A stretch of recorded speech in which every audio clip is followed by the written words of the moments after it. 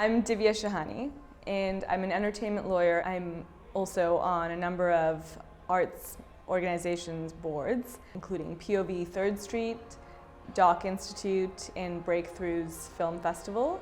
I pride myself in supporting many artists, filmmakers, musicians, visual artists.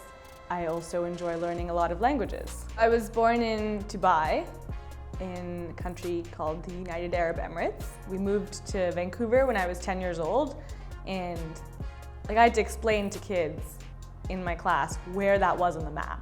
I was made fun of in the sense that people didn't understand where that country even was and whether it was entirely fictionalized or not. My mom basically flipped a coin between Canada and Australia. It was all with the goal of trying to get a better life for her kids. Both countries were actively promoting themselves to potential newcomers and immigrants. And so there were immigration lawyers and consultants in Dubai from Canada and Australia. I think she wanted to find kind of a real forever home. And Canada seemed like the right option because, again, she was motivated by the educational institutions there and the prospect of a better education for her kids. For the first few years, it was so fuzzy. I was in such big culture shock that I wasn't really thinking about goals and ambitions. I was just really thinking about day-to-day survival. Things that included how not to get bullied at school tomorrow, how to appear like I can, fit in to this new school, how to communicate in a way that I don't appear to be different. My parents wanted me to be a doctor, lawyer, or engineer. They were basically like, pick one, doctor, lawyer, or engineer. And it was always medicine for a very long time. I was on the pre-med path and wasn't sitting well with me. I didn't feel like it was true to who I was as an individual. I happened to have existentialism as an elective class when I was studying health sciences in Cégep in Montreal. And that class blew me away. That professor, in fact, changed my life. He said, you're not being true to who you are, and you're really good at philosophy, you're really good at writing and arguing and reasoning, and maybe you ought to think of a profession that's more consistent with that skill set. And by the way, you can make your parents happy, just as happy becoming a lawyer than a doctor, because that's a respectable profession, and that's perhaps a profession more aligned with your skill set. And that was like, I never thought about that before. So I call it my enlightenment phase. Having a liberal arts education was a lot of fun and completely mind-opening. Coming to Canada wasn't my decision. I was 10 years old, had no control over that decision. Even going from Vancouver to Montreal when I was 13, that was my parents' decision as well.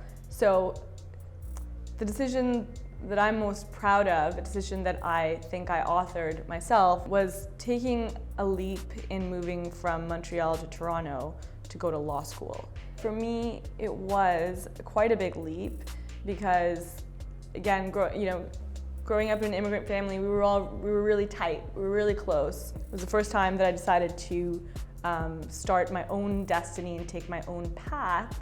And financially also was very difficult to do so because going from Montreal to Toronto is a much more expensive city. I got into every law school across Canada, but of course I chose to go to Osgoode Hall, which is the most expensive law school in Canada. In terms of independence and financially, it was a really big, scary decision. So a challenging situation I had to face to get from an immigrant child to today, which is, a senior entertainment lawyer at a recognized law firm in Toronto, is knowing that basically having faith in my abilities and having kind of blind confidence in myself. It's not easy to come up these ranks, and I feel like I am in a very privileged position. For me, it was really facing my own demons and not letting myself think that I don't belong somewhere, not letting myself think that I don't fit in or that I'm not good enough to be in a particular room. The advice I would share to anyone who wants to move to Canada or is going to move to Canada or is going to immigrate anywhere in the world, I would say, is stay authentic. Be authentic to who you are, because identities can shift a lot because you're going to be wearing a lot of different masks. I think I've become a bit of a social chameleon just by virtue of being an immigrant and having to survive from school to school and from city to city. But as long as you're holding on to something on the inside that stays constant, you know, that you stay grounded in that true version of yourself, then you can survive wearing all these different masks. I think when you're in this rat race as an immigrant and you've come a certain distance, it never feels like it's enough. It never feels like it's far enough because you're going at this crazy pace and you don't want to stop. You tend to exercise this, you know, ambitious, goal-oriented version of yourself, and then it becomes a habit. Like, being goal-oriented actually becomes a habit, and then you don't want to stop. And then that becomes your MO, becomes your modus operandi in no matter what area of your life. My name is Divya Shahani, and I didn't come this far to only come this far. Didn't come this far to only come this far. I never